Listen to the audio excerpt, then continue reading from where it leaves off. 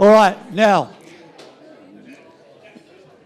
the panellists we have before you tonight have all been part of the, except Hamish. Hamish hasn't been, but we've got another perspective, so we'll talk about that. But these are some of the guys and girls that have been involved with the National Official Scholarships program that's been run by this AIS and the Sports Commission. So they're all going to bring slightly different perspectives to their journey tonight. You've heard from the lovely Lynn. We've got the lovely Jared over there, who is he's got a great story to tell. And I have to say, when he first came into the NOS program, the officials all have to get up and introduce themselves. The man could hardly put two words together. And now he's gone on, done 4 A-League grand finals and all sorts of stuff. So we're very proud of the journey he's taken. So he's going to talk about why officiating and coming along there. Jordan, who, if he falls asleep, don't worry too much. He just got back from, where were you, 36 hours ago? In Vancouver. Yeah. So he's had about 12 cups of coffee to make sure he's here and upright, alert. We got Alan, who is one of those wonderful officials that turned up to help out his kids who were swimming. He's still there, the kids are gone. And then importantly, we didn't think we could talk about officiating without coming to it from an athlete's perspective. And Lynn mentioned that as a player, she loved being officiated by good umpires. And Hamish McDonald, OAM, will share his experiences as an athlete because he's seen the good, the bad and the ugly from officiating perspective. So perhaps if I could throw to Jared first, if you could just give us a 2-minute intro to you. Thanks, Dunny. Hang on, I'll give you a mic. Thanks, Dunny. 2-minute intro, similar to Lynn. I'm a Gold Coast boy, born and bred here, and I just said to Damien of Football Gold Coast that I trained today, and I trained at my local football club where I started playing as a 5-year-old. Today I was out there while some old guy was marking the lines and another one was putting up a new cupboard in the change room, and it was just me running around on the football pitch in the middle of the day. So I started playing when I was 5, and I think I would have been about 11, I reckon, when our whole football team at Mudgeeraba Soccer Club sat the Laws of the Game exam, and we did it because we were forced to do it. Our whole team was forced to do it, and it resonated with me from what Nunny said, that as a player, you should know the laws of the game.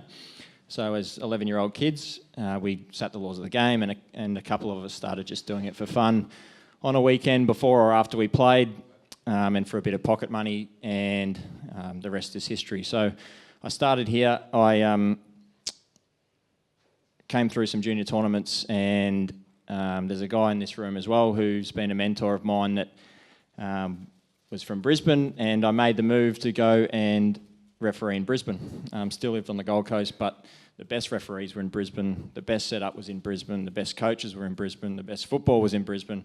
I wanted to be better, and so for 5 years I drove up and back, training and officiating, and now I live in Brisbane. I'm a full-time A-League referee and international referee. As a junior, I played a few different sports, and I think that's also given me a bit more perspective on, similar to Lynn, if I was a player, what do I want and what do I expect? And so that's helped to give me a bit more perspective. And I talk about travelling. I just got back yesterday from Abu Dhabi, so if I'm nodding off down this end as well, I apologise in advance, Nunny. You're a good man. Thanks, mate. Perhaps if you go to your right, Alan. Well, I've just travelled as well. I've just come from Bow Desert today, so...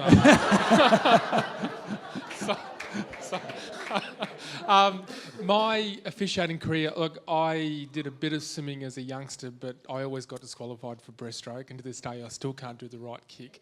But I've got 3 children, and when the oldest one started swimming club, I used to go along and timekeep, and when the kids started swimming at state championships, I'd be sitting in the grandstand and I'd be bored, stupid, listening to the parents talking about, oh yeah, my son's going to be the next Grant Hackett, or my daughter's going to be the next Liesl Jones. I said, I can't stand up here. So I started working on a pool deck, just pushing a button.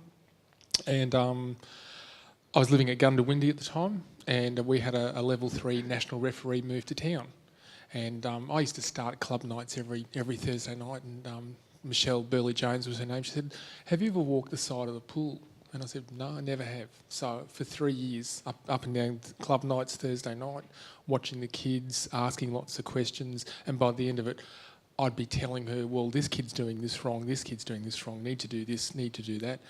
And at the end of that, I moved to the Gold Coast, and I got introduced to Karen McLeod, who's been a wonderful support person for me.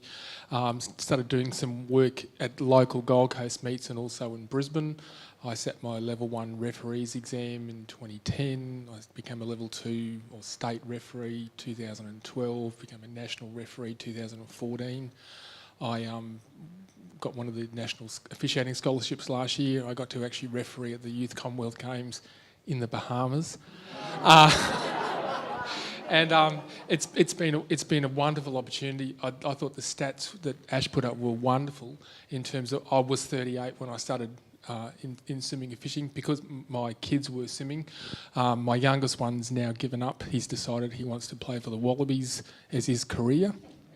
And I said, so, and if you, what happens, what's your plan B? He said, "Oh, I'll play for the Reds, they'll take anyone."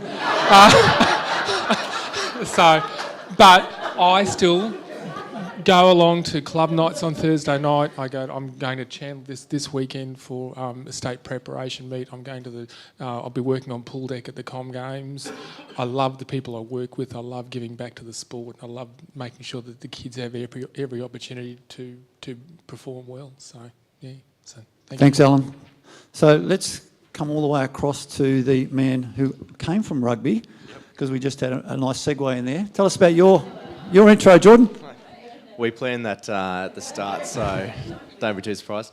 No, so similar to Jared, I mean, I grew up playing this, that and everything, so rugby league, rugby union, soccer, not football, can't get around that. AFL, touch footy, all that sort of stuff. Officiated a little bit of touch footy when I was probably 13, 14 years old. I thought of it nothing more than making a bit of money as you do at that age. Officiated before I played and then played and then went home and, got my $5 at the end of the night and happy days. When I was 17, end of grade 11, started grade 12, I broke my collarbone, couldn't play a season, and my lovely mother said, "Off you go, you're going to give back to the sport." So I was in Cairns at the time, and they started a refereeing, I suppose, talent ID for younger people to get them involved, and I went along to that. Didn't really think much of it, just did it because Mum made me. Lovely of her. So I went and did that. Started with the little youngsters, running around with them, and really enjoyed it. Went through the next couple of years playing and refereeing. Got through to move down to Brisbane to start uni. I was there for footy. So I was in Brisbane 2 years. 2015 went through the National Officiating Scholarship with Ash, and Nunny was there, Toppy as well, a few others. And that was sort of my make or break sort of year. I was dabbling in the playing, started playing a bit of higher first grade rugby, started getting a few opportunities with the refereeing, and at the end of that year my manager came to me and sort of gave me the opportunity if you wanted to take the refereeing more seriously, and sort of I thought I was about 20 at the time, so I thought 20 at the time 2 years ago, I speak about it like years ago. So I was 20 at the time. I thought, look, I'm young enough to sort of have a crack at this, and if it doesn't come off, then I'll go back and play, and I'll enjoy that. If it does come off, then happy days. So I made that decision. Obviously, didn't take that lightly. It wasn't a normal decision. I mean, a lot of these people that we see, especially the rugby union stats, were 28 as sort of the age most people go into it, and that's the battle I face.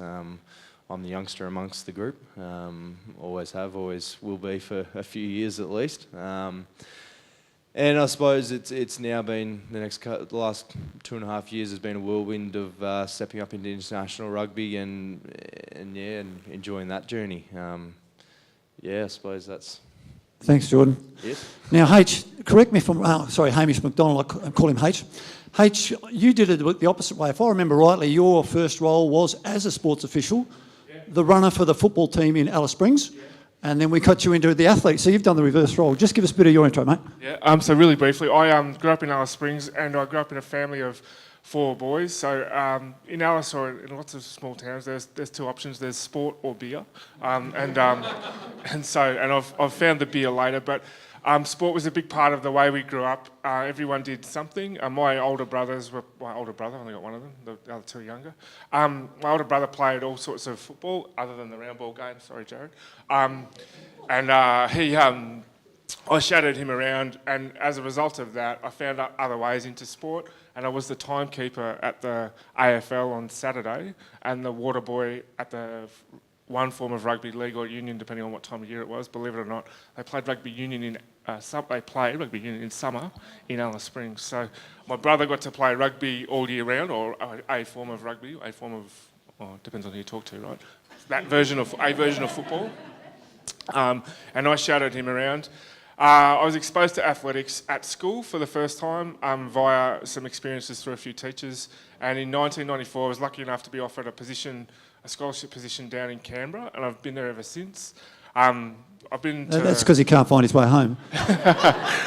I'm lucky enough to have been to 6 Paralympic Games as an athlete, and it sounds really contrite or really insincere, but as a means of giving something back, I fell into coaching. There was a need for some local people, some local emerging athletes to be supported in Canberra, and I fell into coaching almost very quickly after retiring in 2012. I was coaching by the end of 2013, which wasn't the plan, and if you talk to my other half, we didn't plan it that way, but it happened.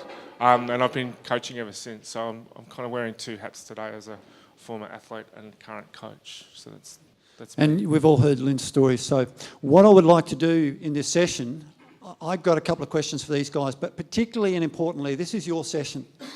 So we have got the Twitter feed, so have we got anybody asking anything yet? So probably the problem is these people up here are probably the only ones who know how to use the Twitter stuff. So, but if you've got a question at any stage, please put up your hands and we'll answer the question so that we can come back to these guys. But and we do want the questions targeted from you because that's the interest area from you. But I do want to throw... So H, you've got the microphone. I want to hear from you as an athlete, and I was Hamish's coach for many years, and he will downplay the role that he played in terms of being a bit of a pioneer in the throwing area for Australian sport, in parasport. But H, we have experienced, as coach and athlete, some really difficult times in international arena because of the officiating. So perhaps just talk a little bit through some of your experiences where you've gone from great experiences to others that are more, some of the more memorable ones for you. Yeah,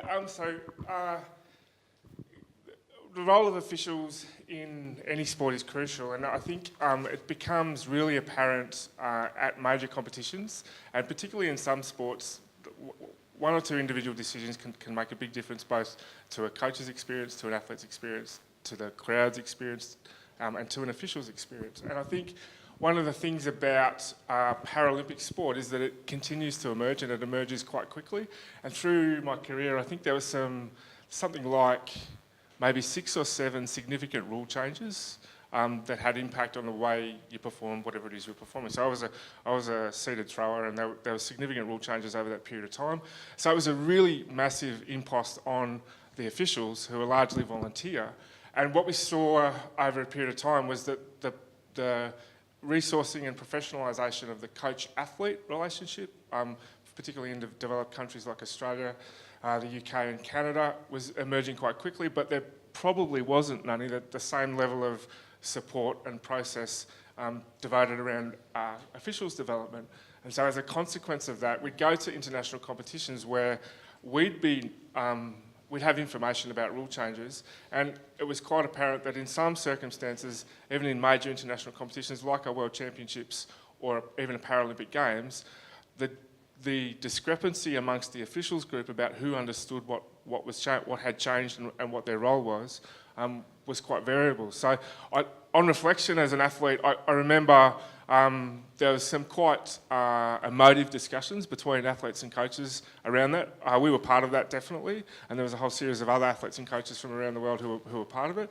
And I feel for the officials because they found themselves in quite unique, unfortunate situations where they didn't have the appropriate, potentially at least, didn't have the appropriate level of information regarding rule changes and stuff. So having said that, I think some of the stats we saw from the data that Ash showed around officiating showed that officials last a long time. And so fortunately, in my role as a coach now, some of the officials that I might have had those types of discussions with in the past are still officiating. And so the quality of the relationship that I now have as a coach with those officials has probably enabled the effective relationship, so the tripartite relationship between athlete, coach and official to be different from what I experienced as an athlete, and probably far more productive. And I think the oftentimes in high stress times or times of significance, people have diverted to or defaulted to an adversarial relationship with officials, and I think my experience of observing that and being part of that has certainly shaped the way I choose to interact with officials as a coach. I think that's an important acknowledgement to make, is that there's an accepted culture, unfortunately, amongst lots of different sports, and it manifests itself in lots of different ways, but this pre-existing culture of having an adversarial relationship, particularly in times of performance expectation or major events, I think that's an unfortunate culture that I think has to be addressed and changed by not just the officials, but the whole, that tripartite relationship I referred to. So Hamish, the mindset from a coaching perspective, the mindset for you as an athlete, when you went into a competition where you knew the officials knew the rule book inside out, the focus for you as an athlete, how did that vary when you were in a competition when it was very clear early on that the officials weren't quite sure what they were doing? Yeah, incredibly. And so there were some experiences where it was really clear and the whole process was much better managed and the officials were appropriately informed, and then went through a technical process of relearning the rules. And sometimes that happened at the event. And in an ideal world, no one would want that to happen at the event. It puts a whole lot of people under a whole lot of pressure. So there's the process for athletics, or the process for Paralympic athletics, I think it's the same for all types of athletics at a major event. There's a technical meeting, and I remember being the guinea pig athlete at a technical meeting at a major competition to help inform, and this wasn't the fault of the officials in any way, shape or form. It was just the situation everybody found themselves in. But being the guinea pig athlete, helping the officials understand the new rules, and they were really new rules, and then having that experience and then going out into the competition arena knowing that you're not 100% sure that everybody got it because of the time frame for the information to be shared, that was a completely different experience from one where you'd go to a major competition, you knew that if there were new rules, they were shared with enough time for all the appropriate people to learn them properly and implement them well. And we got to a stage where there was a cohort of officials who regularly officiated on these particular events and got particularly good at it. So that seems like an obvious thing to do, but throughout my career, it probably took until the last 3 or 4 years for that process to occur. And as a consequence of that, there's a really, really well-informed and really good officials in the space. So that, and you kind of, there's lots of assumptions that is made around elite sport, and particularly around officiating in elite sport. And I think that's an example where everybody, all the athlete and coach cohort, just assumed that all the officials knew what they knew and understood what we understood. So that was a real learning experience. But yeah, obviously, when everyone's clear on the rules and everybody is consistent with how they're going to be interpreted, that makes a massive difference for everybody to perform well. Thanks, H. Jared, you are an official in the World Game. You go across to Europe or Asia and you're refereeing over there. The expectation for you to perform must be extraordinary. How do you deal with that from an official perspective, knowing that the decisions you make are going to be scrutinised around the world with people watching, people gambling, all those sorts of things? How do you deal with that pressure so you can go out and do your job properly? We don't log on to Twitter, Nunny, so if you you're in a room full of officials. So I don't know how this hashtag's going to run on Twitter because, unfortunately, as a sports official, it's the worst place you can go to sometimes for feedback. In terms of dealing with the pressure and the expectation, I think in my mind, I've never really changed from when I started, and I don't know if it's something inside of me or something that I developed, but for the 90 minutes, and it doesn't matter what sport, whatever window, I think if you're so focused on the job you have to do that none of that other stuff enters your mind, and if you're so in tune with what you just have to do and what you have to focus on, and it might seem silly, but that the external expectation and pressure, and it actually doesn't, it's not really ever in my consciousness, which I guess it's potentially how I'm wired, because other people, for example, other personalities, that might have a huge impact. But for me, how I'm wired, I think it's the more internal pressure of just wanting to do the best I can do. That's the pressure I feel, not so much the external pressure and the outcome of the game or what might be riding on the game. I think there's an expectation that at some point in time we're going to make a mistake, and the quicker we can all accept that, the better.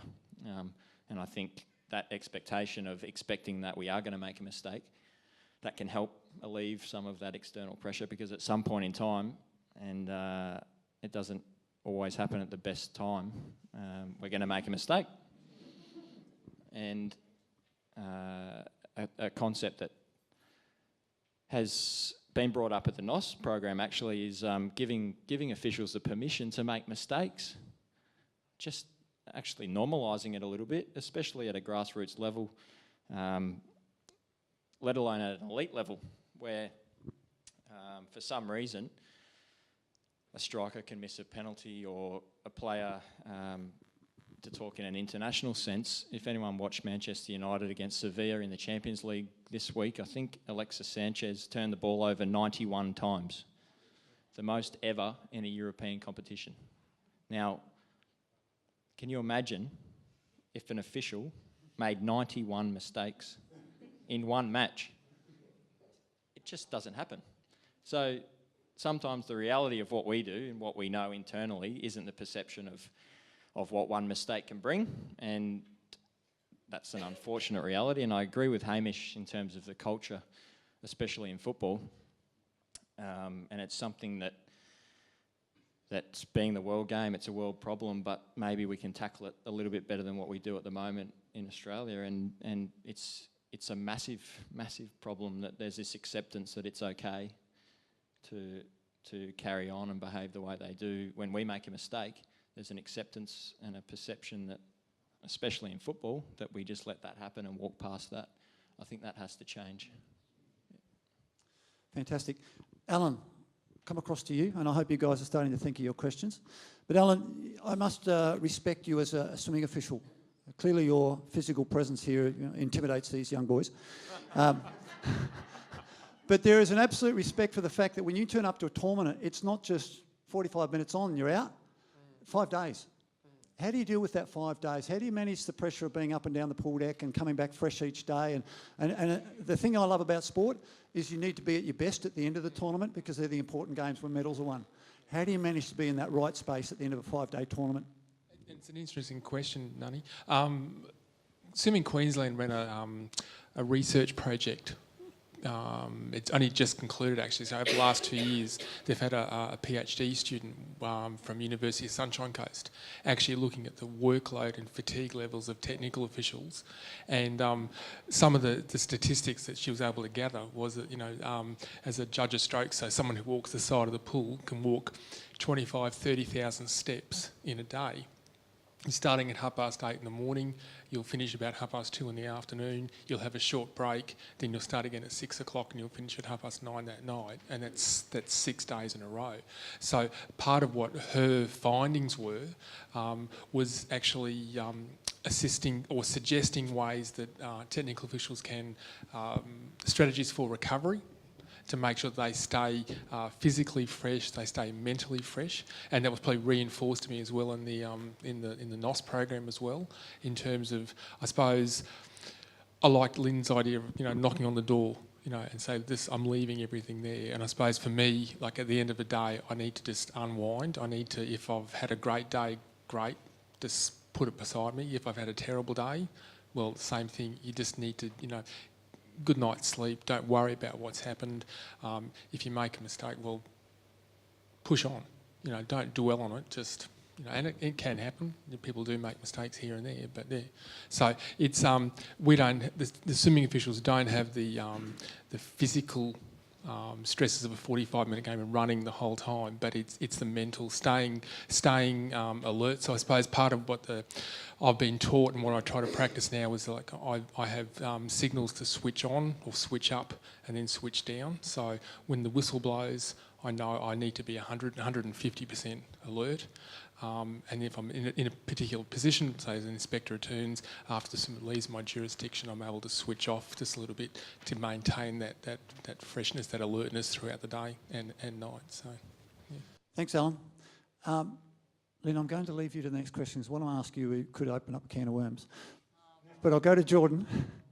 And Jordan, for you, I'm interested in the whole psyche around, first division rugby player, which, credit to you, that's quite a skillful level. Young man, muncho sport. How did you cope with the attitude from your friends or players towards you stepping across the line to becoming the official?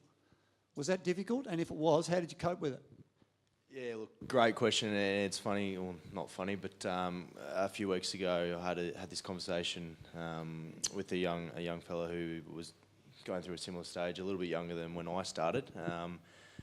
Yeah, look, I'll take it back a few steps to when I first started in grade 12. Absolutely copped it from mates, left, right, and centre. It was what are you doing? Why are you officiating? Like, you play rugby. What are you doing? Like, what's the point? Yada yada yada. This, that, and the other. Every time I stepped onto a field as an official, copped it. So you think about copping the abuse from the spectators and people on the side and the players on the field. I was then copping that from my mates, and here I was going, yeah, cheers boys, sitting around having lunch at school and you're giving it to me. It's not easy, and it wasn't easy, and I think it comes back to Ash's slide in the top right corner, love the game. It probably took me a year and a half to really fall in love with the officiating side of things. But rugby was a sport that I loved, and to be a part of it in so many different aspects is what got me through.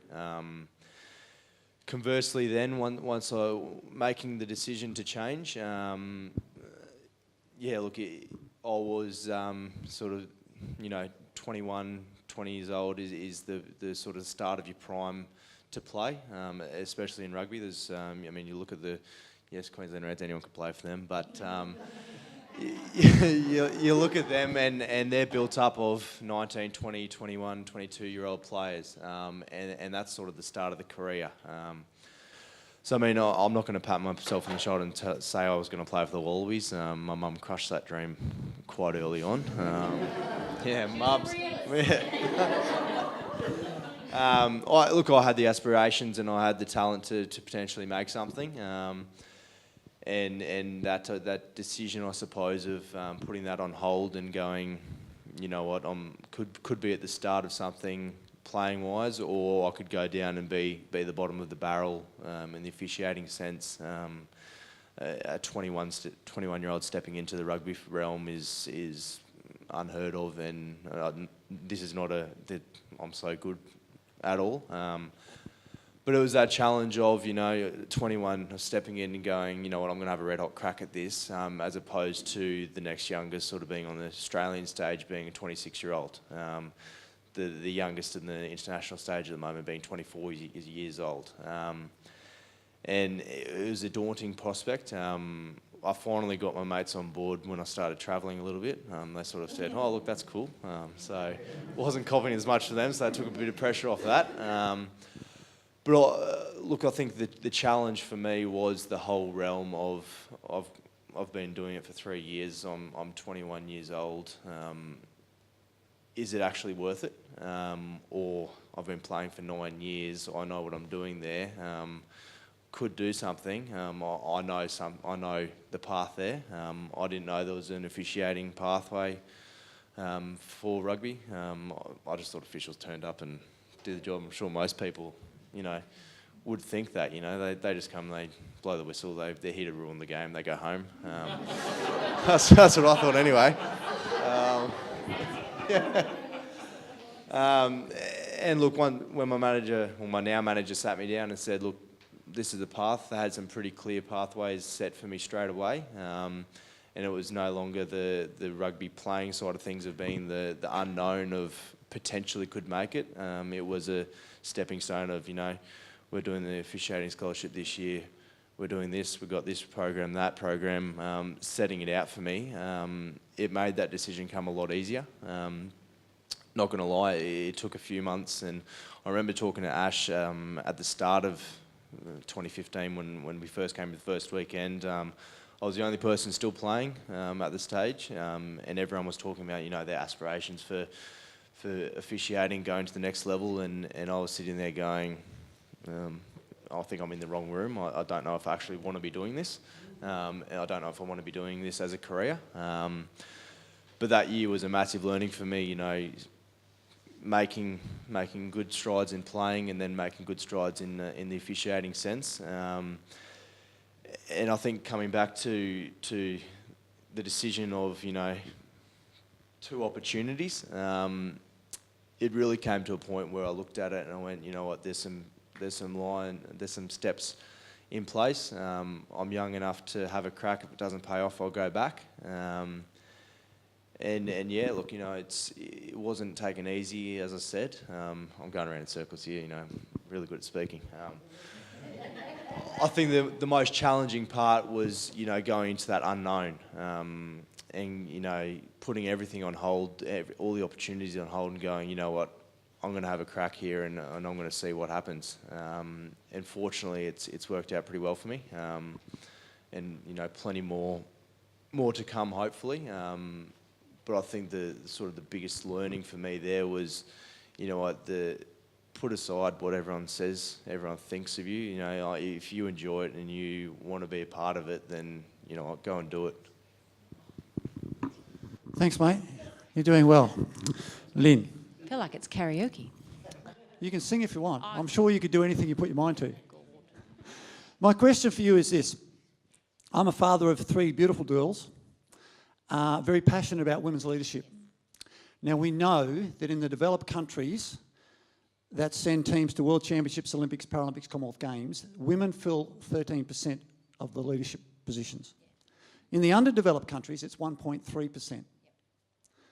I look around the room here and a quick calculation is that there are roughly 48% women in this room, which is fantastic. So in the official space, there's clearly a receptiveness to women coming on board and playing a role. As an official who has started as a 16-year-old and all the way through, what do you think is the biggest challenge for a woman in the officiating space?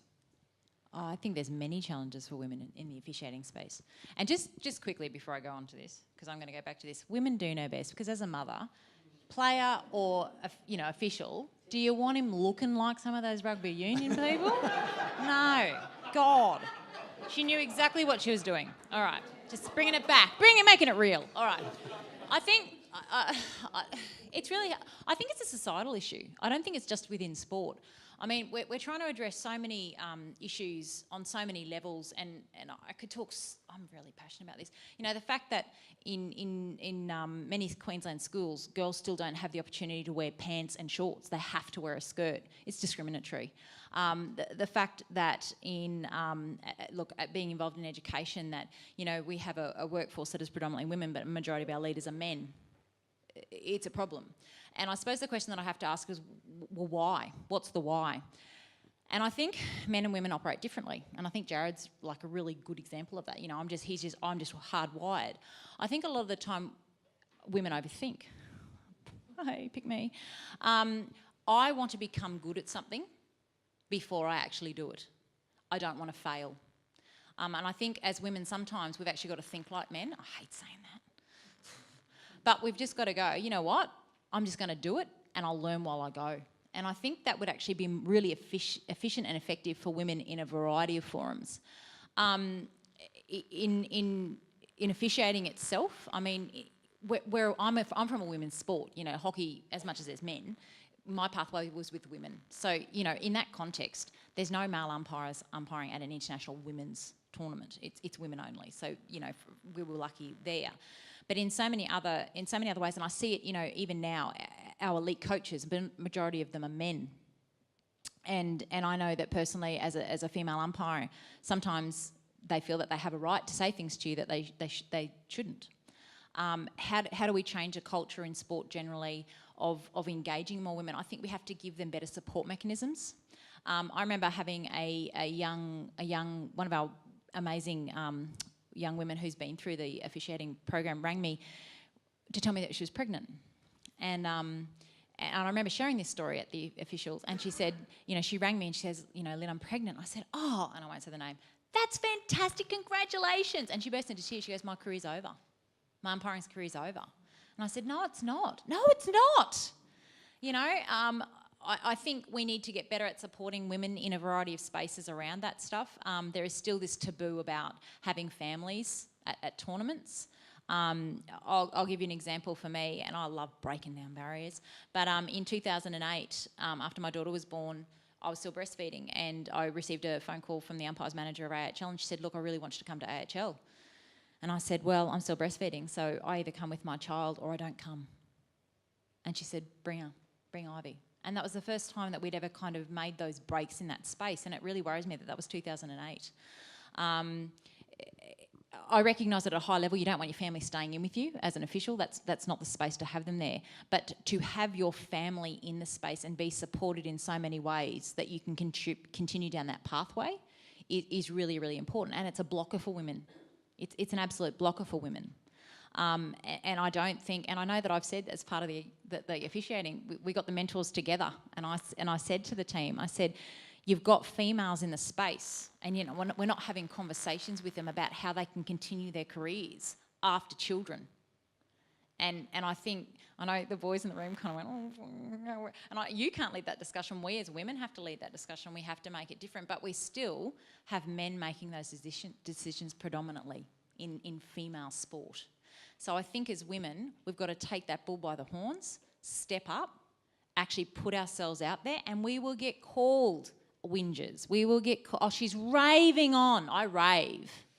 If man was having this discussion, he's not raving. He's raising a really important point. But I'm raving, you know, and I think that language is power. You know, language is power, and we have to get much better with our language. We have to talk about fairness, equity, transparency, and that it is okay. It's absolutely okay to be a woman, to speak from a really well-informed position and have people accept that. And I was talking to this amazing woman here in the white shirt who's from rugby league, and she's got some, you know, some great women coming through, and I think it's fantastic, and we're breaking more into that space. But there's still this mentality that, I'm sorry to say it, men know best, you know, and I'm sorry guys, you don't when it comes to female sport. We know best, and we need to have confidence to take that space. Thank you, Lynn. As I said, that's a whole topic on its own and could go for hours and hours, but I appreciate your thoughts there. Right, I love it when a plan comes together. We have a Twitter question. So I'm going to throw to hashtag Ash, and there's a question for Jordan, I believe. Nice, for Jared. Sorry, first of all, Kathy's having a great time, so that's great, as I'm sure everyone else is as well. Jared, do you think having to learn the rules helped you appreciate officials and officiating? Yes. Right, and our next question. You talk about rule changes in our sport, they're laws, but 2 years ago, I think we underwent the biggest round of law changes in the history of football. And if you follow any sort of mainstream media, you'll see that there's some video refereeing stuff happening in football. I'll answer the next one. So the next question is, do you think technology is making it easier to officiate, given it's usually not available at a grassroots level, but the same level of officiating is expected? Very good question. Is it making it easier? No, because the way that it happens in football is we still officiate as we always would. It's only after the fact that you might get something in your ear to say that's clearly wrong and you need to review your decision and potentially change your decision. So does it make it easier? No.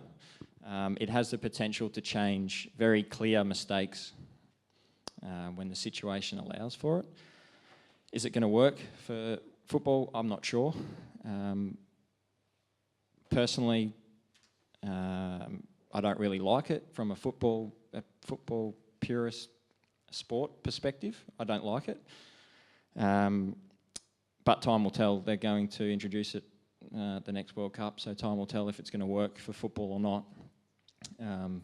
From an officiating point of view, I still like the romanticism of making a decision in a split second, and the skill of officiating, and mistakes for me are part of the game. They're not there to be rectified and fixed and have 100% accuracy. I don't think sport's about that. Unfortunately, that's the expectation of some people in all sport, is that they want 100% accuracy 100% of the time, which is just not possible even with the assistance of video technology.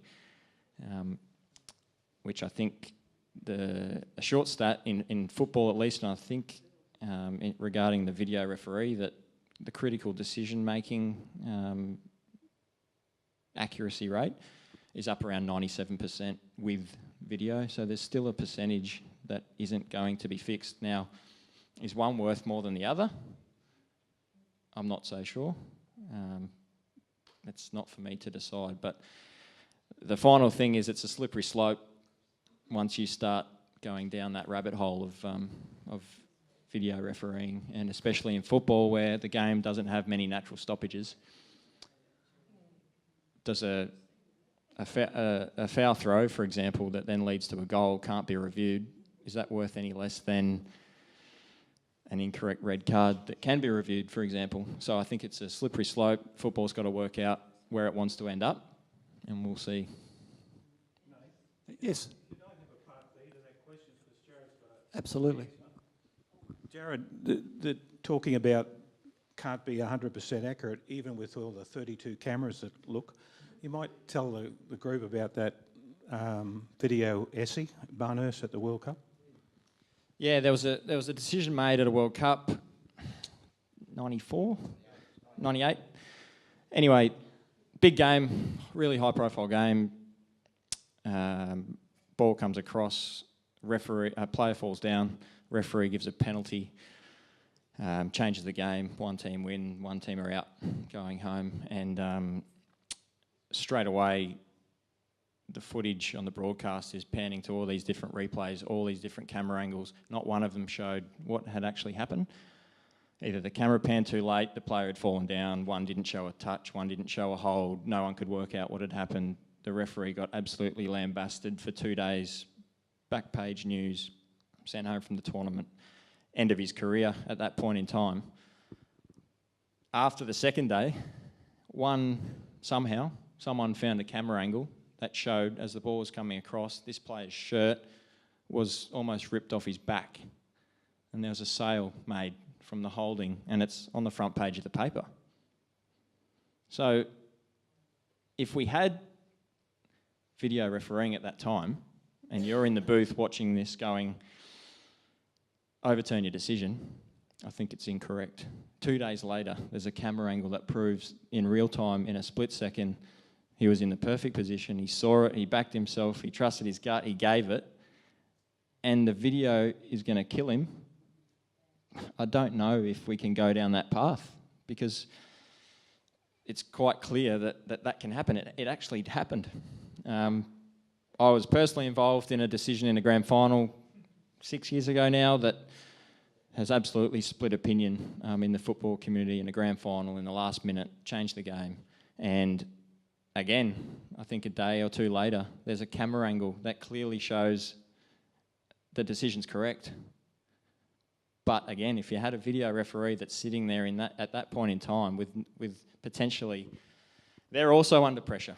That's the other thing. They're not sitting there in an air-conditioned room with their feet up on the table. It's a high-pressure situation. You've potentially got 10 seconds to make your decision. Would I have liked if the video referee had come in and said, change your decision? And is it correct? I don't think so. And I don't think that's what sport's about either. And I don't think that's what sport, the essence of sport, I don't think really we want to be heading down that path. Thanks, Jared.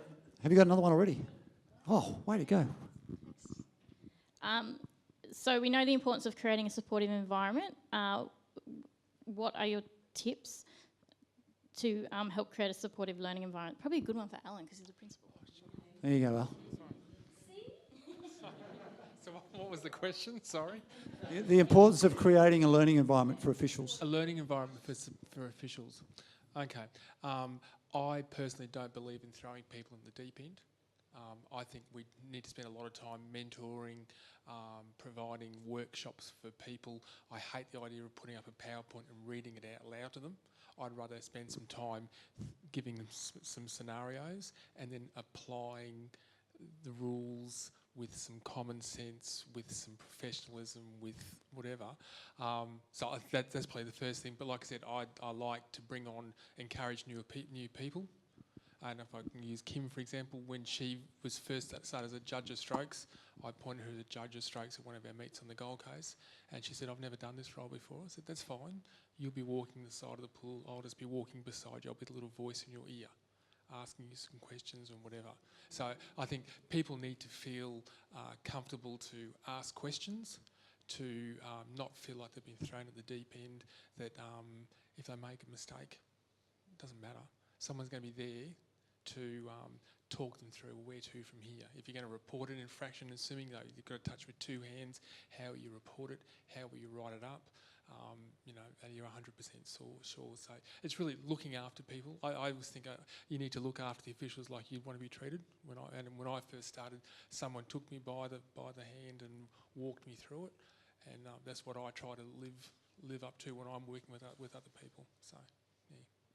Thanks, Alan. I think that's. I'll just pick up on that because like I said, when I was younger, people would ask me, "What do you coach?" I say track and field.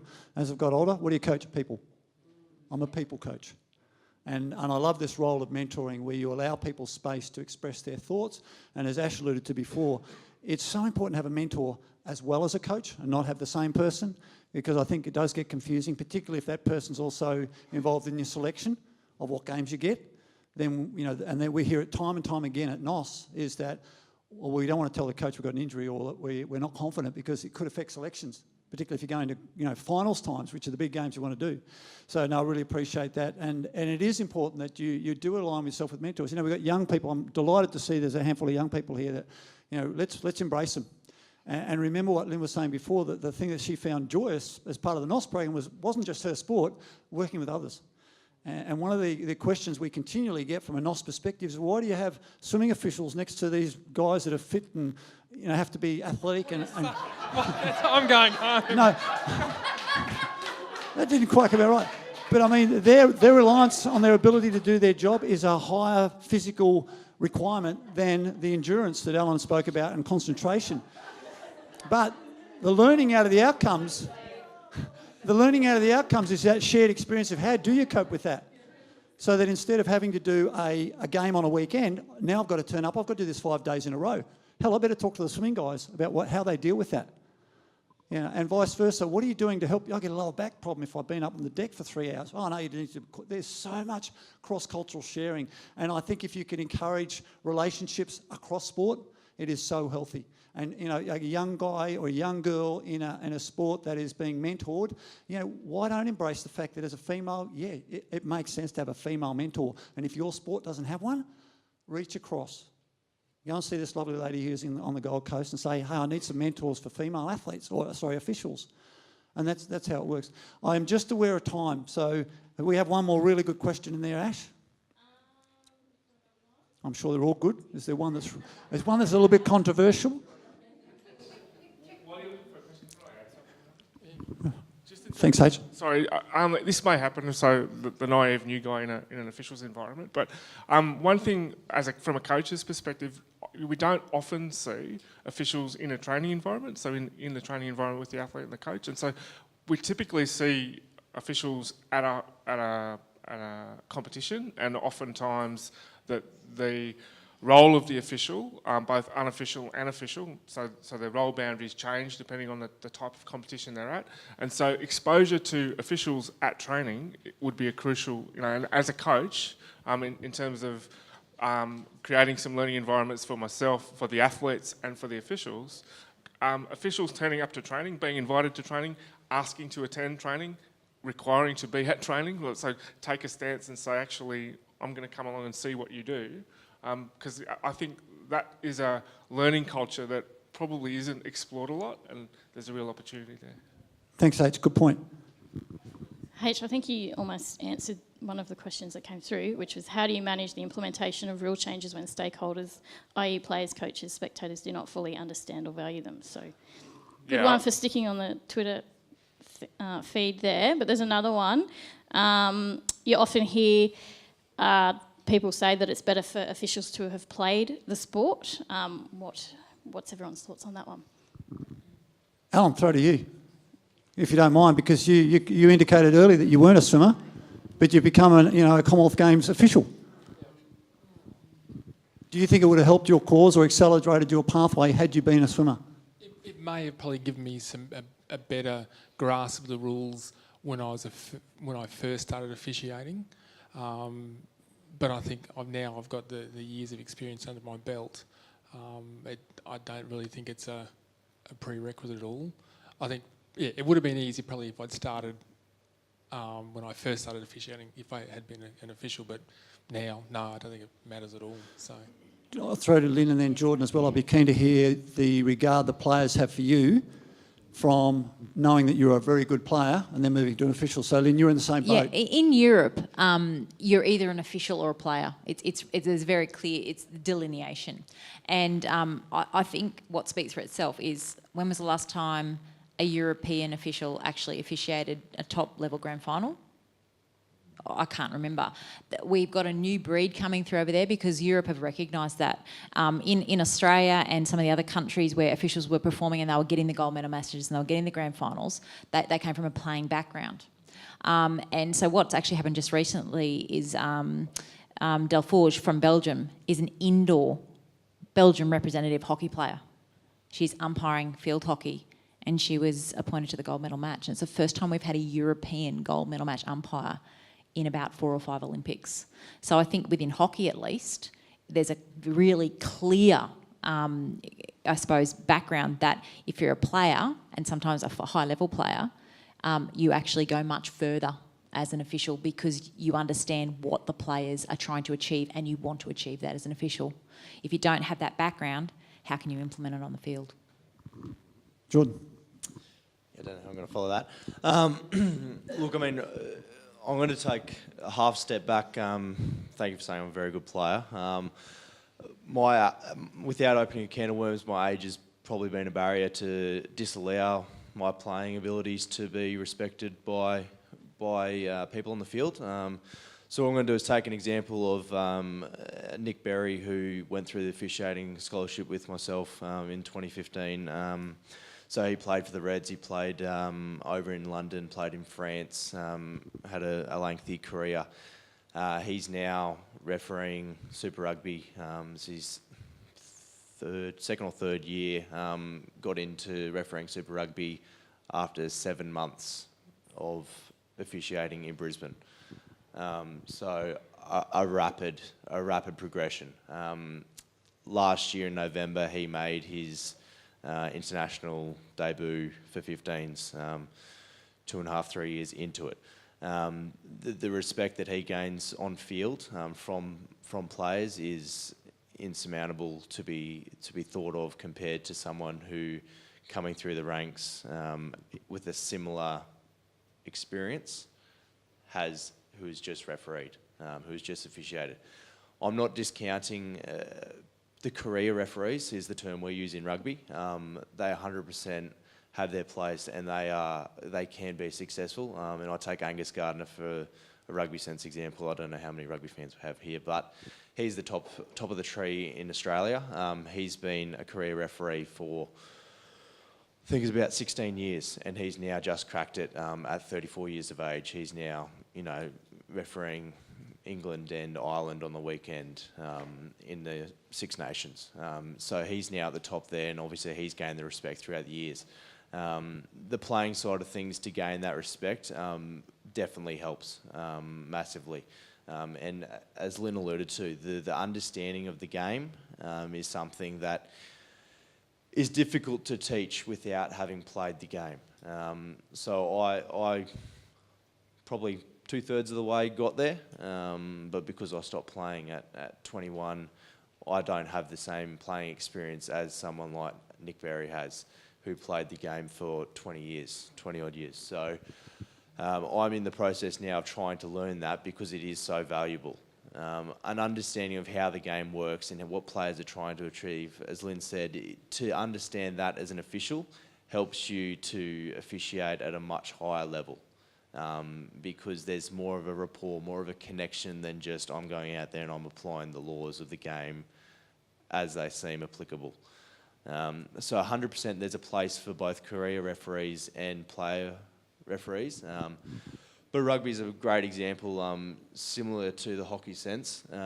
We've now started to progress the player side of officials because there is that valuable insight of the game.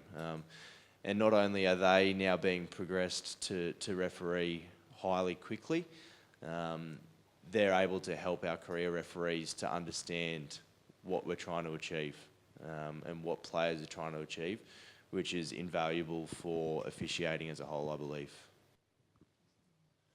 Thanks, Jared. Unfortunately, we have to wrap it up there. So can you please thank our fantastic panel today?